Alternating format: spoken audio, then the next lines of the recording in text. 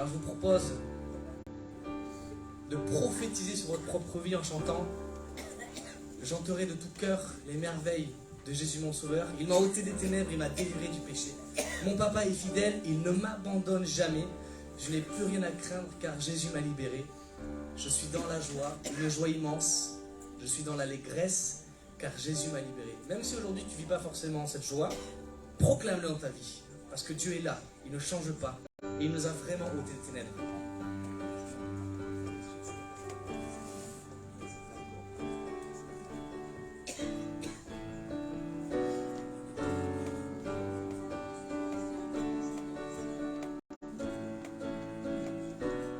Je chanterai de tout cœur les merveilles de Jésus mon Sauveur. Il m'a ôté des ténèbres, il m'a délivré de tout péché. Je chanterai de tout cœur les merveilles de Jésus mon Sauveur. Il m'a ôté des ténèbres, il m'a délivré de tout péché. Mon papa est fidèle, il ne m'abandonne jamais. Je n'ai plus rien à craindre, car Jésus m'a libéré. Mon papa est fidèle, il ne m'abandonne jamais. Je n'ai plus rien à craindre, car Jésus m'a libéré.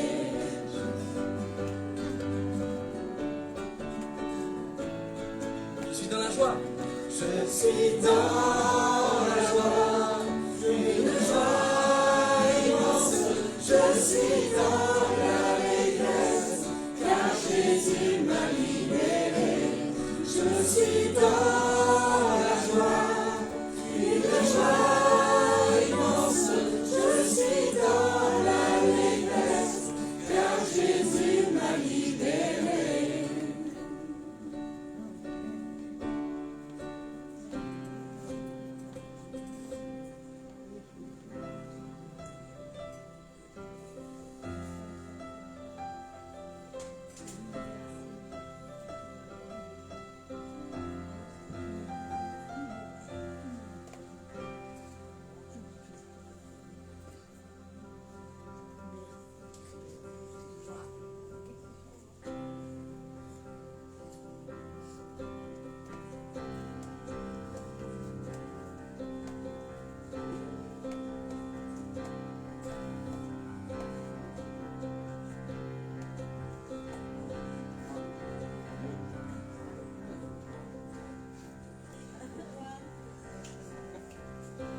Avec des cris de joie, ma bouche te chantera.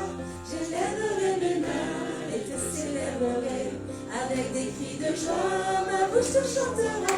Je lèverai mes mains et te célébrerai. Oh Dieu, tu es mon Dieu. Oh Dieu, tu es mon Dieu. Mon âme te recherche. Après toi, sur la terre desséchée. Avec des cris de joie, j'élèverai mes mains et te célébrerai. Avec des cris de joie, ma bouche te chantera. J'élèverai mes mains et te célébrerai. Oh Dieu, tu es mon Dieu. Oh Dieu, tu es mon Dieu. Mon âme te recherche. Après toi, sur la terre desséchée. Avec des cris de joie, ma bouche te chantera. Je lèverai mes mains et te célébrerai. Avec des cris de joie, ma bouche te chantera. Je lèverai mes mains et te célébrerai. Oh Dieu, tu es mon Dieu. Oh Dieu, tu es mon Dieu. Je te célèbre. Mon âme te célèbre. Après Ton toi, regard sur la terre desséchée. avec des cris de joie, Ma bouche te chantera, j'élèverai mes mains et te célébrerai. Les sons, vous m'avez Avec levé. des cris de joie, ma bouche te chantera, j'élèverai mes mains et te célébrerai. Oh Dieu, tu es mon Dieu, oh Dieu, tu es mon Dieu. Mon âme te recherche, et toi sur la terre desséchée. Avec des cris de joie, ma bouche te chantera. J'élèverai mes mains et te célébrerai. Avec des cris de joie, ma bouche te chantera. J'élèverai mes mains et te célébrerai.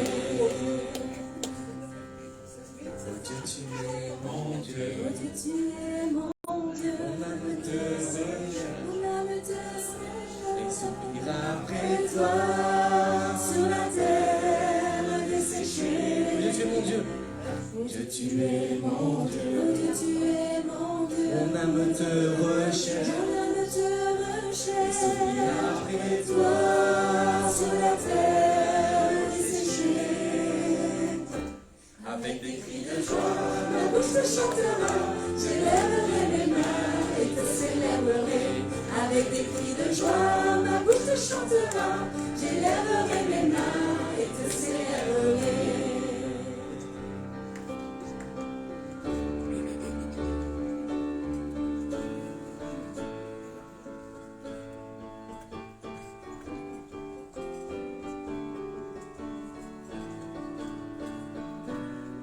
Je rechanterai de tout cœur les merveilles de Jésus. Jésus mon sauveur, il m'a ôté les ténèbres, il m'a délivré de tout péché.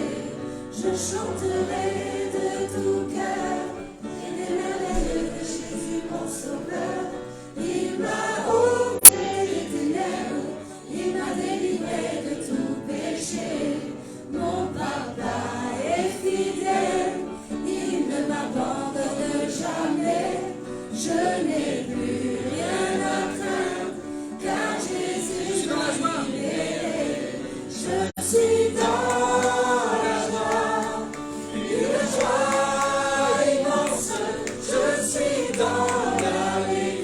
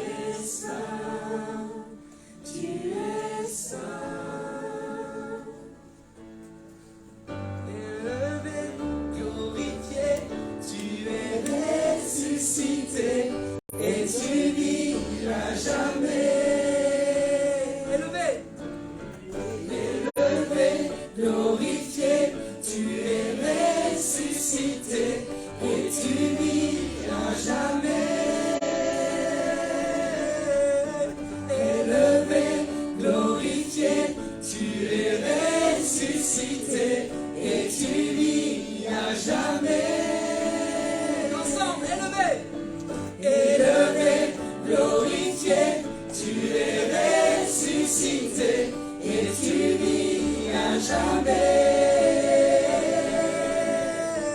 Élevé, glorifié, tu es ressuscité et tu vis à jamais. Alléluia, Alléluia, Alléluia, Alléluia.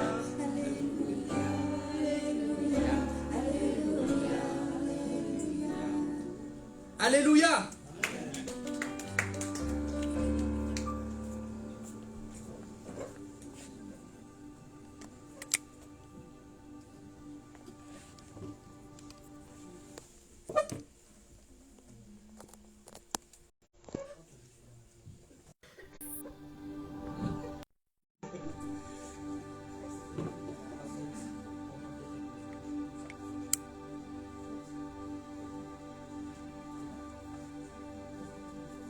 C'est filmé, alors tout le monde se lève, tout le monde frappe des mains et tout le monde est dans l'allégresse, visible publiquement.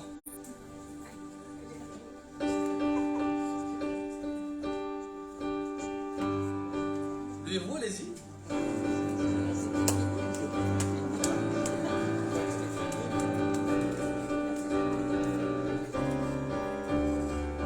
Je chanterai de tout cœur les merveilles de Jésus mon Sauveur. Il m'a ôté des ténèbres, il m'a délivré de tout péché. Je chanterai de tout cœur les merveilles de Jésus mon Sauveur. Il m'a ôté des ténèbres, il m'a délivré de tout péché. Mon papa est fidèle, il ne m'abandonne jamais. Je n'ai plus rien à craindre, car Jésus m'a libéré. Je suis dans la joie, une joie immense. Je suis dans l'allégresse, car Jésus m'a libéré. Je suis dans la joie, une joie immense. Je suis dans l'allégresse, car Jésus m'a libéré. Je chanterai De tout cœur, les merveilles de Jésus mon Sauveur. Il m'a ôté des ténèbres, il m'a délivré de tout péché. Je chanterai de tout cœur les merveilles de Jésus mon Sauveur. Il m'a ôté des ténèbres, il m'a délivré de tout péché.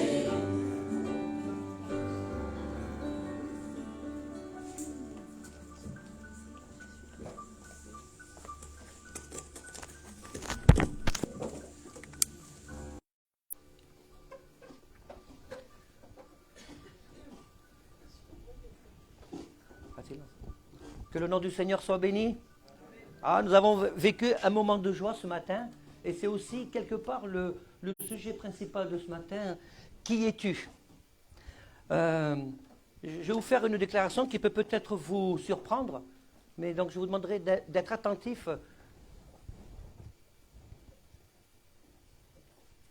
Comment?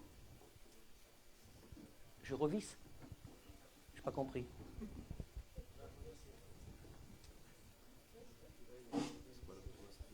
Ah oui, voilà. Voilà, comme quoi il faut qu'il y ait une bonne connexion. Merci, le câble est bien connecté. Donc, je disais, je vais vous faire une déclaration ce matin, mais je vous demanderai d'être attentif sur la suite du message. Qui es-tu? Alors, ça aborde un aspect, Bertie nous avait prêché une fois, il n'y a pas si longtemps que ça, sur l'identité en Christ, ça aborde un aspect sur l'identité en Christ, et nous avons besoin de savoir qui nous sommes vraiment, parce que nous sommes dans un monde, aussi bien dans notre pays qu'au niveau plus large, au niveau mondial, où les choses tendent à éliminer les traits de personnalité, tendent à éliminer tout ce qui est identité. Nous avons besoin de nous repositionner, de savoir vraiment qui nous sommes. Et évidemment, il s'agit là de nous repositionner par rapport à Jésus. Alors je vais vous dire une chose très importante, parce que nous devons comprendre qu'est-ce que Jésus attend de nous vraiment si nous voulons vivre avec et en lui. On ne peut pas, parfois, n'avez-vous pas l'impression d'être dans une espèce de course effrénée, parce qu'on sait tous que je dois vivre en Christ, avec et en Christ, et pourtant j'ai l'impression qu'il manque toujours quelque chose. C'est dommage. En tant qu'enfant de Dieu, nous sommes censés être le temple du Saint-Esprit, et pourtant il me semble qu'il manque quelque chose parce qu'on me dit, et je crois que je dois vivre en Christ. Alors je vais vous dire une chose, avoir Jésus, écoutez bien ceci, avoir Jésus comme fondement dans sa vie ne suffit pas, est insuffisant pour continuer notre marche chrétienne selon ce que Christ attend de nous. Parce que si c'est juste Christ comme fondement, c'est très bien, mais ce n'est pas suffisant parce que Christ attend autre chose de nous. Il manquera quelque chose. Et vraiment, ce que j'ai sur mon cœur ce matin, c'est que mon message puisse être pour certains d'entre vous, soit un reset, bouton reset, et recommencer les choses sur de nouvelles bases, ou qui puisse simplement être un réajustement pour reprendre là où tu t'es arrêté.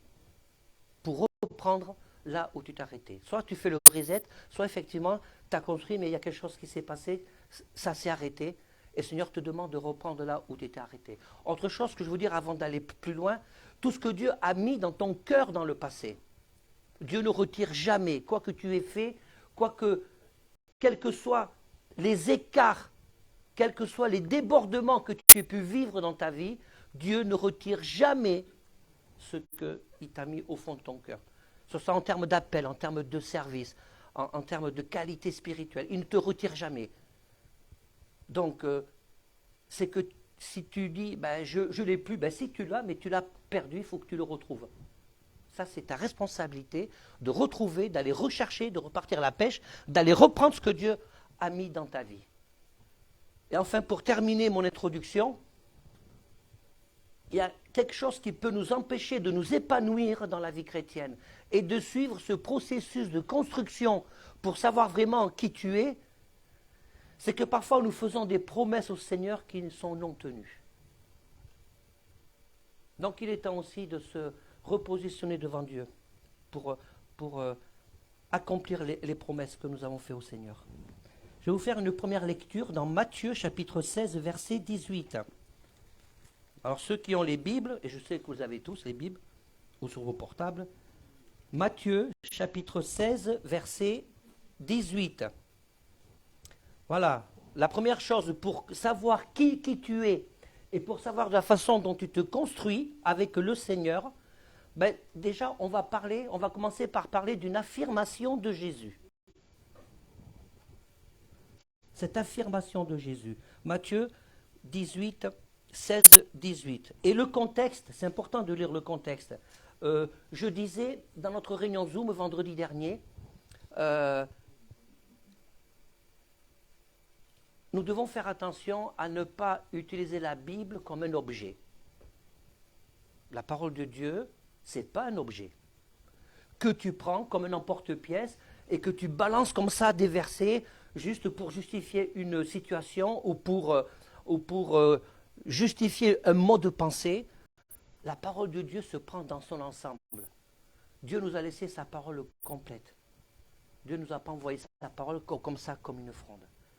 Donc, évidemment que quand Dieu te parle individuellement, Dieu peut te parler à travers un verset qui te touche particulièrement, parce que Dieu parle tantôt d'une manière, tantôt d'une autre, mais nous devons faire la différence en termes de compréhension, d'enseignement. Nous devons prendre la globalité de la parole de Dieu.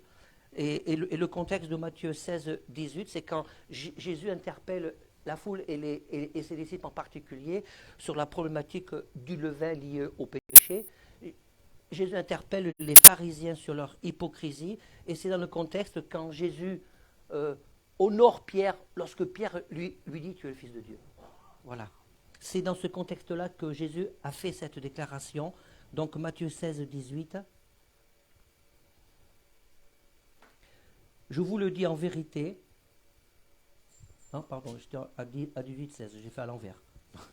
Donc je reviens. Matthieu 16, 18. Voilà, je vais y arriver. Heureusement que j'ai les lunettes. Et moi, donc je reprends au verset 16. Simon Pierre répondit, « Tu es le Messie, le Fils du Dieu vivant. » Jésus reprit la parole et lui dit, tu es heureux, Simon, fils de Jonas, car ce n'est pas une pensée humaine qui t'a révélé cela, mais c'est mon Père céleste. Et moi, dit le Seigneur, moi je te dis que tu es Pierre. Et que sur ce rocher, alors dans certaines traductions, il y a le mot Pierre aussi qui est indiqué, et que sur ce rocher ou sur cette pierre, je construirai mon église, et les portes du séjour des morts ne l'emporteront pas sur elle, je te donnerai les clés du royaume des cieux, et ce que tu lieras sur la terre sera lié au ciel, ce que tu délieras sur la terre sera délié au ciel. Amen. Le mot Pierre, ce n'est pas la même signification. Jésus n'est pas en train de dire à Pierre, tu auras toute la puissance pour construire l'église. Jésus est en train de dire à Pierre, pour que Pierre puisse se positionner, qu'il puisse savoir vraiment qui il est, Jésus est en train de dire à Pierre, je vais me servir de toi, mais moi, je serai ton fondement. Parce que le mot Pierre, c'est le mot Pétros. Et quand Jésus dit, donc c'est le mot Pétros, c'est ce qui signifie un roc, une pierre, et c'est aussi l'idée de la solidité.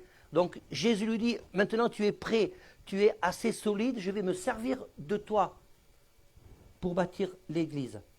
Et quand Jésus dit, tu es Pierre, et que sur ce rocher, c'est-à-dire que Jésus parle de lui-même, on va le voir comment et pourquoi tout à l'heure. Et sur cette pierre, c'est le mot Pétra, c'est le mot falaise, c'est le même mot quand on emploie le mot terrain, le mot rocher. Donc ce n'est pas le même mot qui est employé. Jésus lui dit, je vais me servir de toi pour construire l'église, mais elle doit être construite sur moi. Je dois être le fondement de l'église. Parce que c'est Jésus qui est le berger. Et c'est tout à fait différent. C'est tout à fait différent. De la même manière que Jésus dit, je suis le chemin, la vérité et la vie, nul ne vient au Père que par moi. De la même manière, quand Jésus dit, sans moi, vous ne pouvez rien faire. Il y a des gens un petit peu inconsciemment qui l'interprètent, sans moi, vous n'êtes rien. Ce n'est pas ça que Jésus dit. Sans moi, vous ne pouvez rien faire. Parce que nous ne sommes pas tout-puissants. Tu n'es pas tout-puissant. Et parce que lorsque Jésus parle de cette construction, nous devons savoir de la façon dont Jésus désire construire notre vie avec nous, parce que nous comprenons ça bien, nous pouvons vraiment savoir qui nous sommes en Christ. Parce que si tu as une mauvaise image de toi-même, tu ne peux pas rentrer dans un processus de construction où tu vas permettre à Christ de construire ta vie. Parce que quand il s'agit de construction, il y a des matériaux employés. Et ce matin, je vais parler maçonnerie un peu. Et il y a ma femme qui fait « oh, oh, oh », parce qu'étant d'origine portugaise, je suis extrêmement nul en maçonnerie. Voilà. Vous voyez, dans la vie, on peut se faire confiance pour plein de choses. Ma femme, elle me fait confiance pour plein de choses dans la vie. C'est pour ça on est fêté. On va fêter nos 34 ans de mariage cet été. Mais si je lui dis, chérie, je vais monter un mur, je vais construire une maison tout seul comme un grand, elle va me dire, pour ça, je ne te fais pas confiance. Voilà. Allez, je vous fais une petite blague. Une fois, j'ai été, vous savez, j'aime bien les blagues, vous me connaissez. J'ai été au roi Merlin, j'avais été chercher une espèce de baguette parce qu'on faisait un peu de rénovation à la maison. J'arrive à la caisse, et puis je fais comme ça devant la caissière. Bon, ça va aller à peu près là. J'ai fait comme ça. Bon, ça va aller à peu près. Elle me regarde, je dis, ouais, je suis en train de construire une maison, mais comme ça, à peu près. Elle m'a regardé comme ça, elle a l'air hyper inquiète, voilà. Mais vous savez, quand on construit une maison, on ne peut pas faire de l'à peu près. Et le fait de construire une maison, ça prend du temps. Et il y a des étapes. Quand vous construisez une maison, pour ceux qui ont construit une maison, ou pour ceux qui sont en train de rénover un intérieur, alors je vais vous poser une question, vous allez me répondre. Est-ce qu'il vous vient à l'idée, ou ceux qui rénovent des cuisines, est-ce qu'il vous vient à l'idée, pendant le temps de travaux où on casse, où il y a des déchets, où c'est un peu le bazar, est-ce qu'il vous vient à l'idée de dire elle est dégueulasse, ma maison? C'est une question. Est-ce qu'il vous vient à l'idée de dire c'est pas beau, c'est dégoûtant, c'est caca? Pour ceux qui ont. Ça ne nous vient pas à l'idée. Parce que pourquoi? parce qu'on se projette quand c'est fini. Et qu'on trouve normal que pendant le temps des travaux, pendant le temps des constructions, ben, ce n'est pas le moment de regarder une belle maison, une belle photo construite. Il n'y a que dans les films de magiciens qu'on voit que ça sort de terre et pouf, et c'est fait. Il y a des étapes, il y a d'abord les fondements. C'est pour ça que Jésus se présente comme étant le fondement. Maintenant, nous allons lire dans Matthieu chapitre 7 au verset 24. Et je voudrais apporter un autre relief sur cette parabole qui vraiment, quand on regarde de près, elle est vraiment extraordinaire.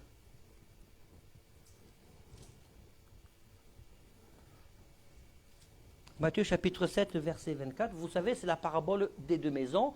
Tout le monde connaît cette belle parabole. Avant de la lire, il faut revenir à Matthieu chapitre 5, les béatitudes, le sermon sur la montagne. De Matthieu chapitre 5 jusqu'à Matthieu chapitre 7, verset 24, nous sommes devant un item de sujet que Jésus aborde pour justement nous donner des éléments de construction de nos vies, nous donner des bases. Et Jésus termine cette fameuse parabole, quand vous entendrez parler de la parabole des deux maisons, bâtir sa maison sur le sable ou sur le roc, c'est la conclusion de toute une série d'enseignements depuis Matthieu chapitre 5. Donc Jésus dit, c'est pourquoi toute personne qui entend ces paroles que je dis et ne les met pas en pratique, je la comparerai à un homme prudent qui a construit sa maison sur le rocher. La pluie est tombée, les torrents sont venus, les vents ont soufflé et se sont déchaînés contre cette maison.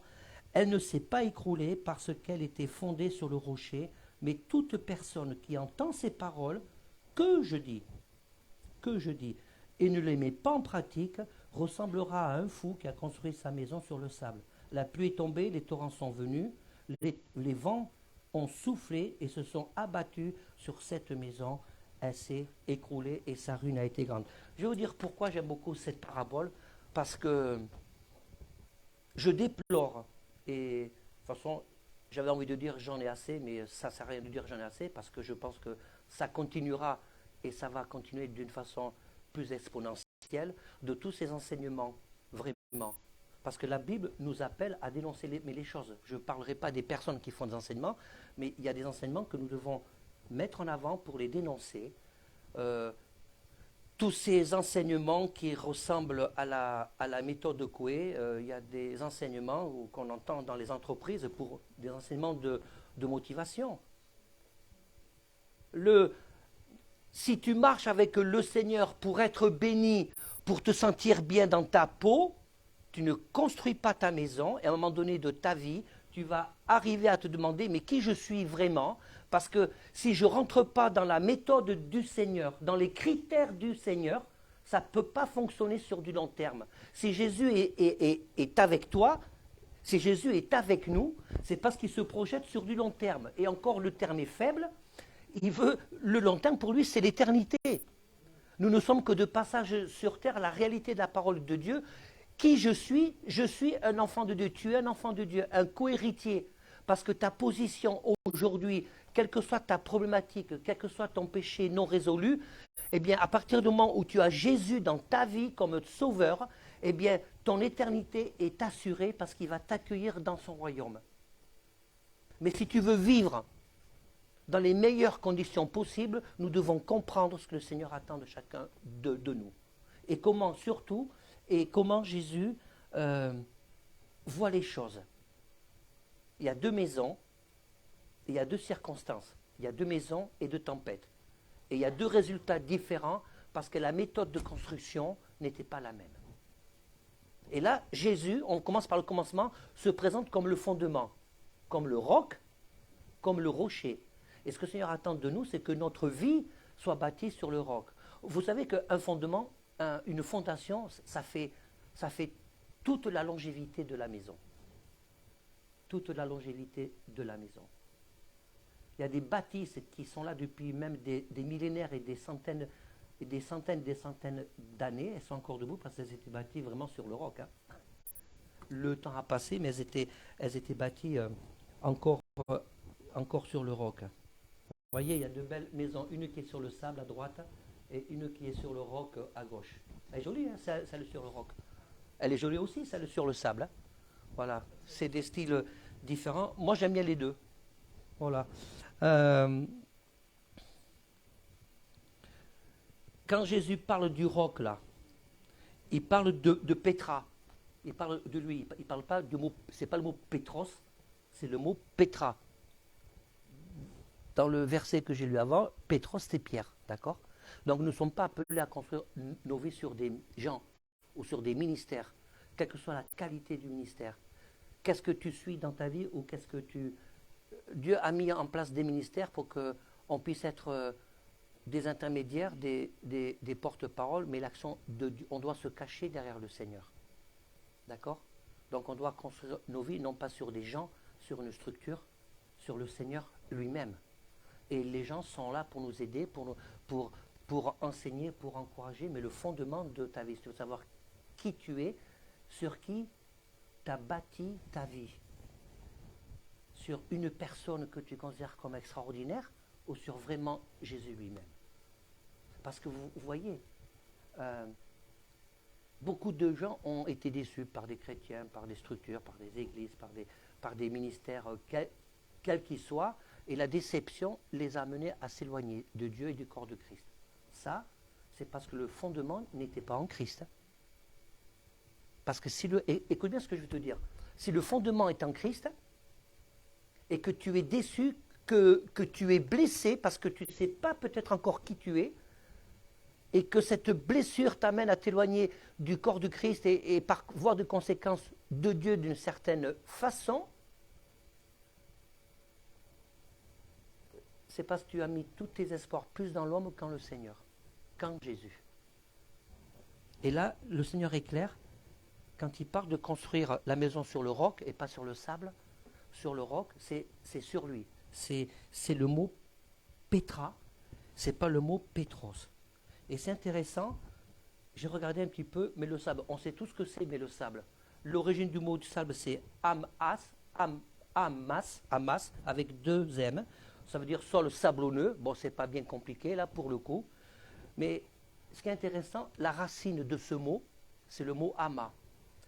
Amas, ce qui veut dire en même temps. C'est du en même temps. Et tout de suite. Vous voyez?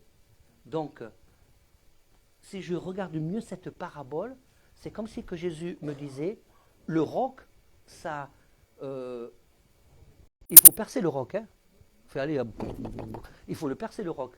D'accord? Ça prend du temps avant de pouvoir monter les murs.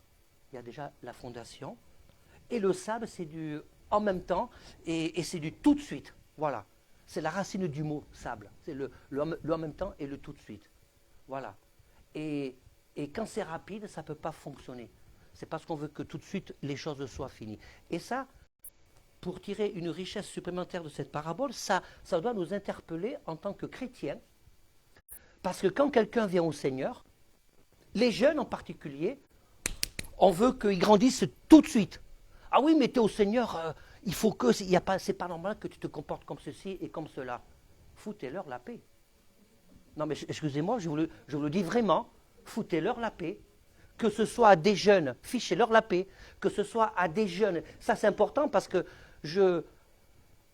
ça me fait mal au cœur de voir que des gens qui viennent au Seigneur, qui essaient de construire leur maison, leur nouvelle vie sur le roc qui est Jésus, on les met dans une position comme s'ils construisaient leur vie sur du sable. Fichez-leur la paix, fichons-leur la paix.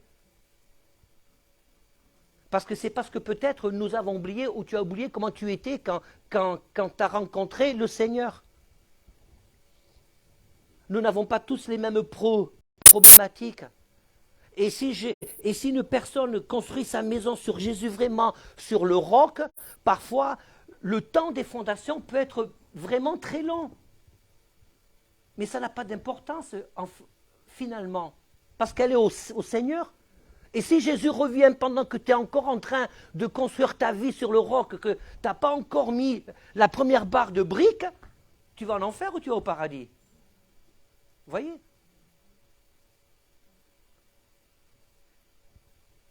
Et si ma vie, elle est construite sur Jésus, selon la méthode que Jésus veut m'imposer, est-ce que tu t'es posé la question? Tu te laisses imposer des choses par le Seigneur? Parce qu'il s'agit de ça, en fait.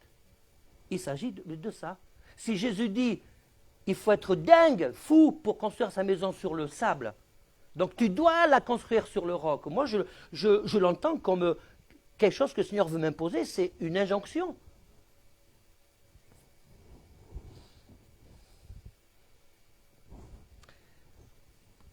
Je vais vous parler maintenant de la méthode de Jésus. Voilà.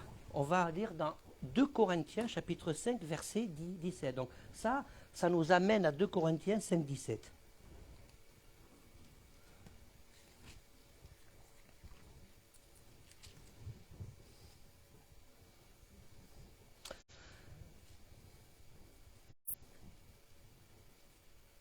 Alors souvent, ce verset, le 2 Corinthiens 5, 17, on va lire jusqu'au verset 21, c'est pareil, et parfois il est utilisé comme un objet. Allez, c'est bon, toutes choses anciennes sont passées, maintenant, voici, toutes choses sont devenues nouvelles. Donc parfois ce verset peut être utilisé pas du tout à bon escient, parce que, oh, tu as un problème, oh là là, ton problème il est compliqué, mais c'est bon, écoute, regarde, le Seigneur dit, toutes choses anciennes sont devenues nouvelles. Sont passées, maintenant toutes choses sont devenues nouvelles. Ce n'est pas si simple que ça. Donc, que nous dit l'apôtre Paul? Si quelqu'un est en Christ, donc c'est intéressant de relire à partir du verset 5, parce que ça, à partir du chapitre 4, ça nous parle de l'espérance de la vie éternelle et ça nous parle du ministère de la réconciliation. Je vais te donner un scoop ce matin. Écoute bien. Si tu te dis, j'ai pas d'appel, j'ai pas de ministère, j'aimais le faire ça. C'est faux. C'est faux. C'est vrai, il y a les 5 ministères, mais là c'est clair. Nous avons tous un ministère. C'est celui de la réconciliation. Et si là c'est très clair. Tu as un ministère. C'est celui de la réconciliation. Et c'est une grande responsabilité. Ça nous ramène à Jacques au chapitre 4. Nous sommes au chapitre 3, pardon. Nous sommes appelés à être des artisans de paix. Et si je n'ai pas compris le principe du ministère de la réconciliation, je ne peux pas être un artisan de paix. Je ne peux pas m'empêcher de faire... parce que voyez, quand on est à l'église, et je pense que quand on est à l'église et que le Seigneur nous dit dans Jean 17 que nous sommes dans ce monde, mais pas du monde. Et nous ne pouvons pas vivre en étant des chrétiens hors sol, en ne pas parlant de tout ce qui se passe autour de nous. Il n'y a pas longtemps, je disais, nous vivons une période à risque sur le plan spirituel. Et ce que nous vivons aujourd'hui dans notre société et plus largement dans le monde à cause de tout ce qui se passe, cette espèce de situation anxiogène, la guerre, les prix, comment je vais faire, etc. Si je ne fais pas attention de savoir qui je suis vraiment et comment je construis ma vie, j'aurais beau dire j'ai Jésus dans mon cœur, mais si j'ai des pensées et des attitudes qui ne font pas la différence avec les gens du monde, c'est qu'il y a un problème au niveau de la construction. Je peux avoir Jésus comme fondement, mais si, ça va être là maintenant le sujet, si la construction n'est pas selon les critères du Seigneur, je vais passer à côté de tout. Nous avons, frères et sœurs, dans la façon dont nous construisons notre vie avec le Seigneur, une opportunité extraordinaire de montrer la différence. Dire je suis différent. Si quelqu'un dans le monde par rapport, on peut avoir plein d'opinions pour, contre, peu importe. Mais une chose qui est sûre, si nous ne faisons pas la différence, comment est-ce que vous voulez que les gens puissent voir Christ en nous? Si déjà je ne manifeste pas l'amour de Christ. Je disais il n'y a pas longtemps à un collègue de travail, rien ne peut justifier la violence par rapport aux événements. Rien. Rien. Parce qu'il y a d'autres moyens. Rien ne peut justifier la violence. Parce que quand je regarde Christ, je ne peux pas cautionner une violence quelle qu'elle soit. Parce que si on commence à justifier la violence, on commence à construire dans le mode de pensée, de fonctionnement, des choses différentes. Si je cautionne la violence, c'est que à partir de là, j'ai plus Christ comme fondation, je mets d'autres fondations qui consistent à justifier toutes les autres formes de violence. Donc on va pouvoir dire, un homme qui a frappé sa femme parce qu'elle a poussé à bout, il ne fallait pas qu'elle pousse à bout. Donc vous comprenez? On commence à justifier toute forme de violence et d'agression. Rappelez-vous quand même, Jésus, il est venu dans un contexte super chaud bouillant. D'accord? Occupation romaine. Hein? Et les apôtres ont démarré leur ministère, les disciples, l'apôtre Paul ont démarré le ministère encore dans ce contexte très tendu d'occupation. Et si vous regardez vraiment, frères et sœurs, c'est très important parce que une chose qui est sûre, un jour on aura tous des comptes à rendre devant Dieu. Et dire au Seigneur, oui, mais je pensais que tu te rends... Non, c'est le jugement de Dieu, le jugement divin au final qui aura raison. Et si dans nos vies, dans la façon dont je construis ma vie, si je ne me soucie pas de savoir, Seigneur, qu'est-ce que tu penses dans ma façon de penser? Est-ce que je suis en accord avec toi, avec l'esprit de l'Évangile, dans ma façon de penser? Si je ne me pose pas cette question régulièrement, à cause de notre humanité et de certaines de nos fragilités dans nos vies, nous glissons en dehors du périmètre que Jésus veut nous garder.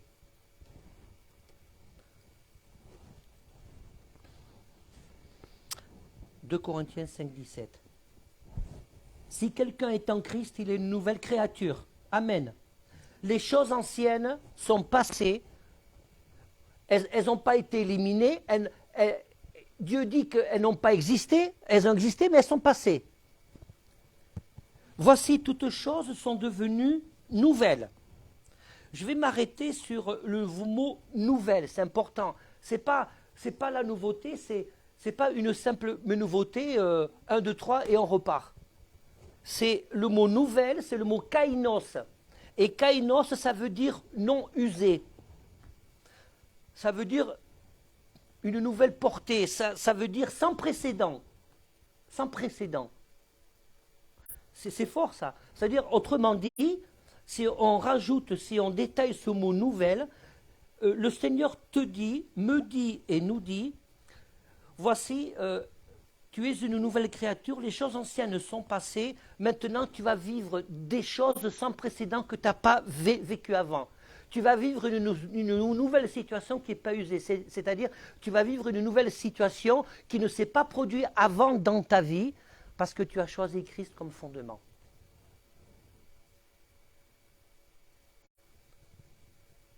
Et tout cela vient de Dieu qui nous a réconciliés par lui, par Jésus-Christ. On revient encore à Jésus-Christ. Je vais faire une petite parenthèse. Écoutez bien parce que ça c'est important et c'est la raison pour laquelle il y a beaucoup de séduction. Quand j'étais jeune, je me souviens, quand j'étais jeune, quand je m'étais converti, j'avais 16 ans, pas loin de 16 ans. Et quand tout à l'heure je vous ai dit qu'il fallait fiche la paix à ceux qui démarrent dans la foi, c'est parce que moi-même j'ai vécu, c'était très difficile. Hein. J'étais jeune, j'avais un passé un peu de ouf, assez violent, alors que mes parents étaient tout à fait chrétiens, j'avais aucune raison, il a fallu que je me dépollue de beaucoup de choses. Et quand je raconte mon témoignage à mes fils, la première fois, ils étaient là comme ça. Ils avaient une image de moi, je ne leur ai jamais parlé de ce que j'avais fait, et ça a été un peu long. Quand on vient au Seigneur, nous devons accepter quelque chose. Ce n'est pas de balayer comme ça, comme si rien ne s'était passé, c'est à partir du passé, Dieu reconstruit. Et d'être conscient que j'ai aucun mérite. Tout est une grâce de Dieu parce que la première réconciliation a démarré avec le Seigneur, comme on vient de le lire là. C'est une grâce, voilà. Hein? Tout cela vient de Dieu qui nous a réconciliés avec lui par Jésus-Christ. Et si je parle de séduction, c'est parce que lorsqu'on, toute doctrine, tout enseignement où Jésus n'est pas mis en avant essentiellement comme fondement, ou alors la personne de Jésus et la divinité de Jésus tend à être diminuée, voire même dans certains cas quasiment inexistants, parce que j'ai l'impression que parfois il y a des enseignements où le mot Jésus il est remplacé soit par le nom d'une église, soit par un ministère en particulier. On cherche, il est où?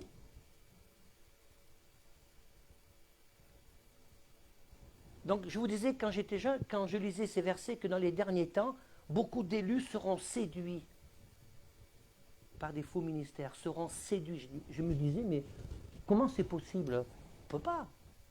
Moi, dans ma jeunesse intrépide, chrétienne, dans ma nouvelle vie, je ne peux pas moi, être séduit par quelque chose autre que le Seigneur. Ben oui, c'est quand on oublie, parfois, on peut oublier que Jésus doit être le fondement. Une fois, j'ai dit à quelqu'un, à un client, parce qu'il m'avait posé des questions, il savait que j'étais pasteur, je dis, moi je ne suis pas là pour voir du protestantisme, hein, ou pour me vanter, ou pour vanter l'église où je sers, je suis là pour parler du Seigneur. Donc, je continue. En effet, Dieu était Christ, en Christ, et qui nous a donné, voilà, le ministère de la réconciliation. Pourquoi, quand tu t'es converti, Dieu t'a donné le ministère de la réconciliation? C'est parce que, et je reviens au tout début, si je choisis Christ comme fondement, mais que je ne prends pas conscience que, en plus de ça, Dieu m'a donné le ministère de la réconciliation, parce que sans réconciliation, tu ne peux pas vraiment grandir en Christ. Parce que le manque de réconciliation te détourne du chemin de la repentance.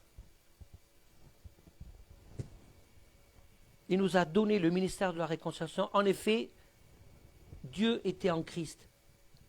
Il a réconcilié le monde avec lui-même en ne chargeant pas les hommes de leurs fautes. C'est pas cool ça?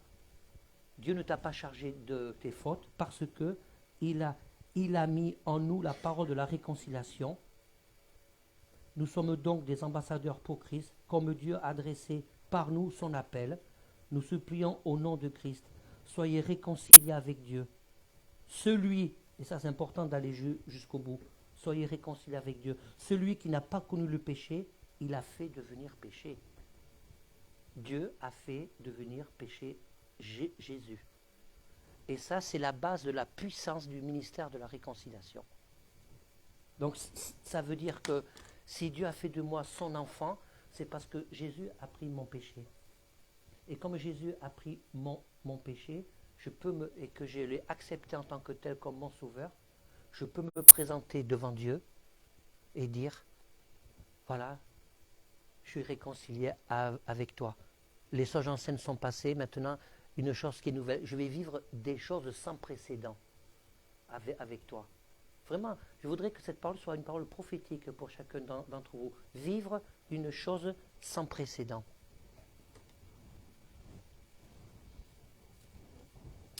Je vais terminer par Actes chapitre 4, verset 11. On va parler on va parler des MP. Voilà. Maintenant, dans le chapitre, c'est le chapitre des MP. Vous savez ce que c'est, les MP? MP? Message privé. Non. MP, c'est quoi? Les matières premières. Voilà. Vous n'avez jamais entendu, les prix des MP ont augmenté. Voilà, les matières premières. Eh bien, voyez-vous, il y a les fondations. Comme j'ai dit au début, il ne suffit pas d'avoir Jésus comme fondation. Et là, maintenant, je vous donne la réponse. Il faut les MP, il faut les matières premières. Et dans Actes, chapitre 4, verset 11, c'est le sujet des matières premières. Alors, on va le lire ensemble.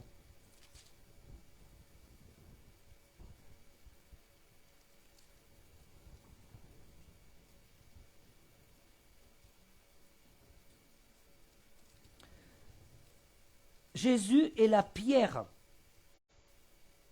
Et la pierre rejetée par vous qui construisez et qui est devenue la pierre angulaire. Il n'y a de salut en aucun autre, car il n'y a sous le ciel aucun autre nom qui ait été donné parmi les hommes par lequel nous devions être sauvés. Jésus est la pierre. Et là, c'est la pierre MP, matière première. Pourquoi? Parce que ce n'est pas le même mot. C'est ni Pétros, c'est ni Pétra. Là, il n'est pas écrit que Jésus est le Pétra. Il est le lithos. Et lithos, ça veut dire là, petite pierre, pierre de construction, pierre précieuse. Et voilà. Voilà. Le ministère de la construction, des pierres. Voilà, c'est comme des briques.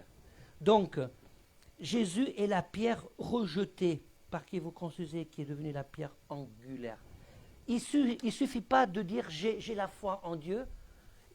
Est-ce que vous avez remarqué que quand on parle vraiment de Jésus à quelqu'un, c'est facile de parler de Dieu avec tout un chacun. Dieu, parce que Dieu, c'est plus vague.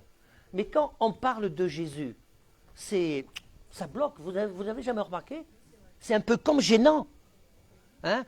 Alors, maintenant, dans des émissions ou dans des commentaires que j'aimais regarder certaines émissions politiques d'ailleurs, et on ne dit plus avant Jésus-Christ, on dit avant JC. On n'ose même plus prononcer le mot de Jésus-Christ. C'est quoi cette blague? Pourquoi? C'est parce que ça montre que la puissance du nom de Jésus, ce n'est pas n'importe quoi. Elle est extraordinaire. La puissance du nom de Jésus sauve. La puissance du nom de Jésus guérit. La puissance du nom de Jésus restaure. La puissance du nom de Jésus te donne à nouveau, un nouveau souffle, une nouvelle vie. Parce que les choses anciennes sont passées. Et Jésus est en train de dire, je suis le lithos. On me rejette, mais ne me rejette pas. Je suis le lithos. Et quand on a lu avant, toutes choses anciennes sont passées, moi je prêche un Dieu puissant qui aime travailler à partir du chaos. Quand on construit une maison, qu'on élève des murs, c'est un peu le chaos, non? Il y a un chrétien parmi nous qui a une maison, qui est en train de construire une maison, suivez mon regard. Un chantier, c'est forcément un peu chaotique. Mais il ne nous viendrait pas à l'idée de dire « Oh, c'est pas beau, c'est pas fini. » Non, c'est normal. Dès la création, Dieu se mouvait sur le texte, le mot original c'est tohu-bohu, ce chaos, le tohu-bohu.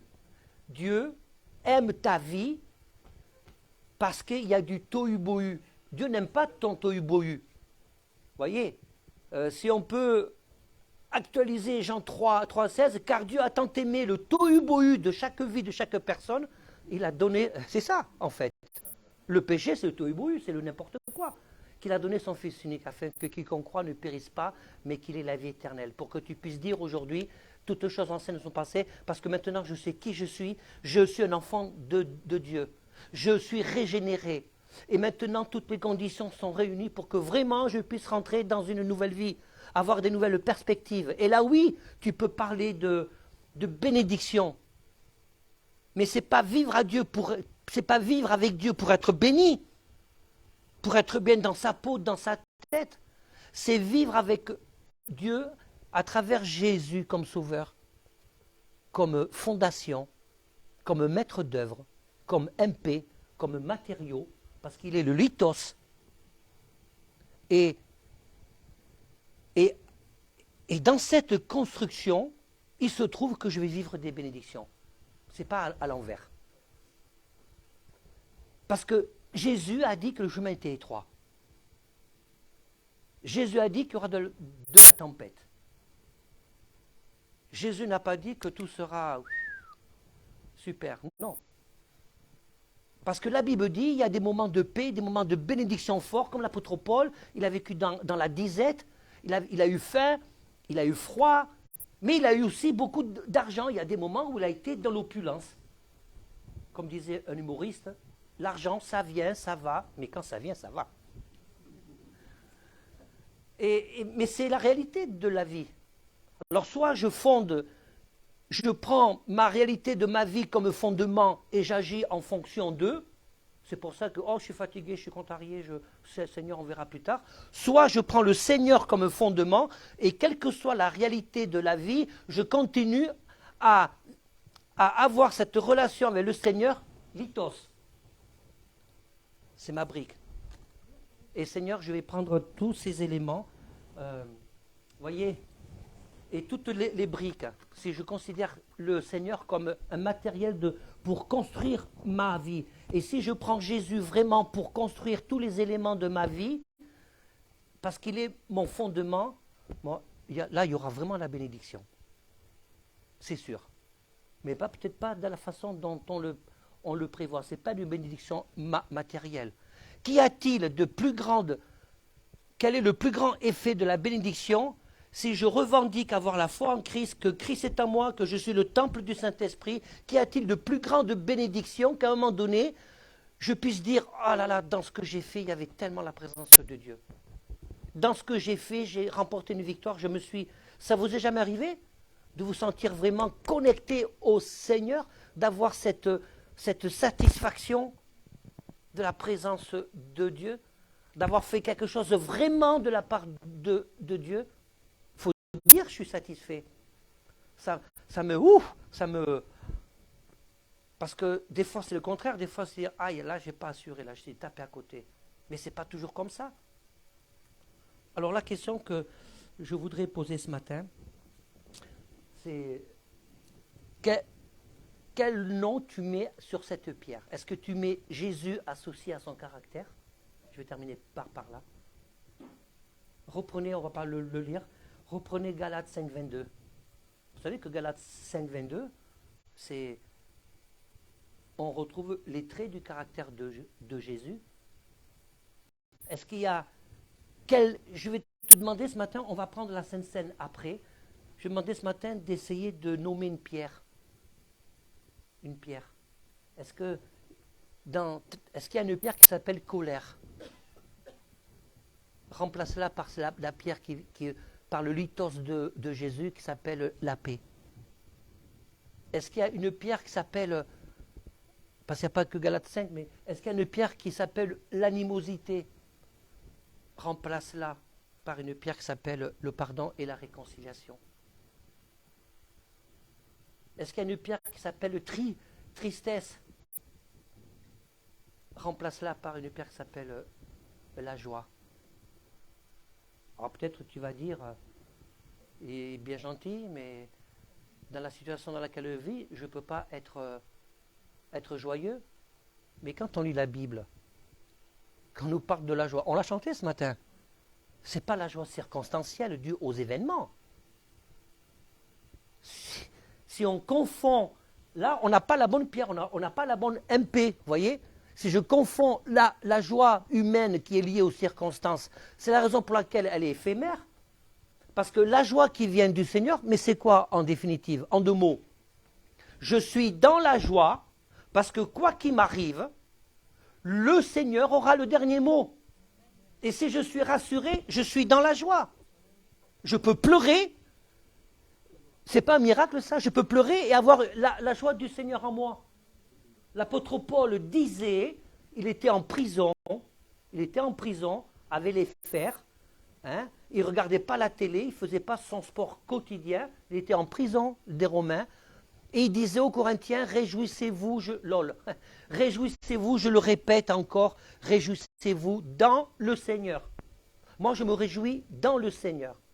Et vraiment, si je veux construire, je veux nommer une pierre là, je veux dire, Seigneur, il y a une pierre que je veux rajouter qui est la tienne, je veux un lithos de plus. Quoi qu'il m'arrive, tu auras le dernier mot, parce que j'ai confié ma vie en toi. Et si tu confies aussi la vie de tes enfants, c'est le cas de mon épouse et moi, nous confions la vie de nos enfants au Seigneur. Ils peuvent avoir des difficultés, mais nous savons, ça peut être dur, ça peut être angoissant, mais nous savons que quoi qu'il arrive, et ça me rassure, ça me met dans la joie du Seigneur, le Seigneur aura le dernier mot dans leur vie. Alors, comment tu veux construire? Alors, vous avez bien compris qu'il ne suffit pas d'avoir Jésus uniquement comme fondement, il faut aller plus loin avec le Seigneur. faut prendre. Jésus n'est pas que le Pétra, il est aussi le lithos. Et vous voyez, ça met les choses en relief. Voilà, je veux que Jésus soit mon Pétra pour que je sois solide, pour que le vent peut me faire tanguer, mais je ne vais pas déraciner, je ne vais pas couler. Il y a ce vœu de chant. Il n'a pas dit que tu couleras. Il n'a pas dit que tu sombreras. Voilà. Vous le connaissez, ce vœu de chant? Il n'a pas dit que tu couleras. Il n'a pas dit que tu sombreras. Il a dit, allons de l'autre bord. Voilà, allons de l'autre bord. Est-ce que tu es prêt à dire, Seigneur, j'ai pris ton lithos, je ne rejette pas ta pierre, j'ai pris ton lithos, parce qu'il y a peut-être il y a des nuages là qui arrivent, j'ai pris ton lithos, je veux être prêt à affronter la tempête. Je veux être prêt. J'ignore, je pense qu'on va avoir une tempête, j'ignore mais laquelle c'est. Mais ce qui m'intéresse, moi, c'est le Seigneur. Et vous savez, Jésus parle de beaucoup de construction. Hein. Il n'est pas maçon, pourtant, moi ça me fait rire des fois la construction, parce que je pense toujours aux clichés, les maçons et tout ça. Et n'est-il pas dit qu'il nous prépare une demeure là-haut? Hein?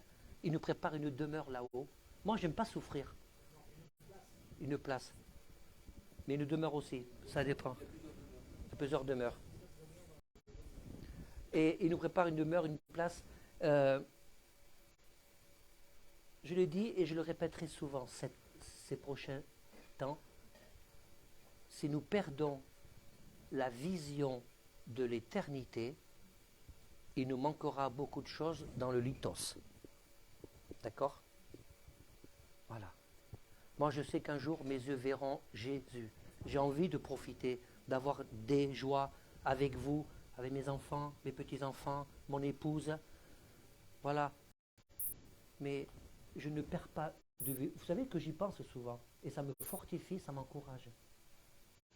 Je ne veux pas mourir, je vous rassure. Et je ne dirais pas non plus comme l'apôtre Paul, la mort m'est un gain. J'en suis pas là encore, vous voyez. Hein? Je le reconnais, j'en suis pas là, à dire que la mort m'est un gain. Mais mes yeux verront Jésus. Mes yeux verront Jésus. Et si je perds mes biens, tout ce que j'aime, bien sûr, honnêtement, que je ne serai pas content, je ne vais pas dire « Oh, j'ai tout perdu, souhaite, je suis dans la joie du Seigneur. » Non. Mais mes yeux verront Jésus. Parce que le Seigneur prend soin de nous. Pense au lithos. Que le lithos devienne une réalité dans chacune de nos vies. Et que ce lithos, tu vois, dans la diapo là, la réconciliation, c'est le ciment. Il ne s'agit pas, encore une fois, ça peut faire l'objet de notre message. Il y a le lithos, mais il n'y a pas le ciment. Et quand j'ai lu dans ce passage le ministère de la réconciliation, j'ai comme eu un flash. Le ministère de la réconciliation, c'est le ciment qui va cimenter tous les lithos. Voilà. Si ce n'est pas ça, bien je vous garantis qu'à terme, on risque de devenir de bons petits religieux et de glisser dans le pharisanisme. Voilà. On va prendre la Sainte Seine là maintenant.